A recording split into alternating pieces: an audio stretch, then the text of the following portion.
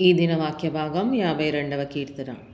శూరుడా, చేసిన కీడును బట్టి నీవెందుకు అతిశయపడుచున్నావు? దేవుని కృప నిత్యముండును.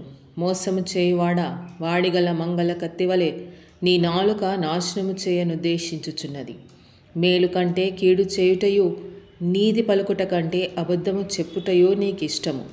కపటమైన నాలుక గలవాడా, అధిక నాశనకరములైన మాటలే నీకిష్టము. కావున దేవుడు సదాకాలము నిన్ను అనగగొట్టును. నిన్ను పట్టుకొని ఆయన నీ గుడారములో నుండి నిన్ను పెళ్లగించును.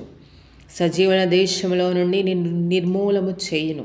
నీతిమంతులు చూచి భయభక్తులు కలిగి, ఇదిగో దేవుని తనకు దుర్గముగా నుంచుకొనక, తన ధన సమృద్ధి అందు నమ్మికయుంచి తన చేటును బలపరుచుకొనిన వాడు వీడే అని చెప్పుకొనుచు వానిని చూచి నవ్వుదురు.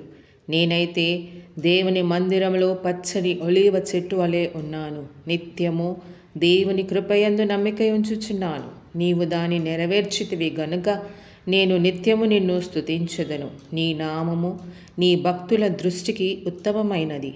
నేను దాన్ని స్మరించి కనిపెట్టుచున్నాను. ఆమేన్. God bless you.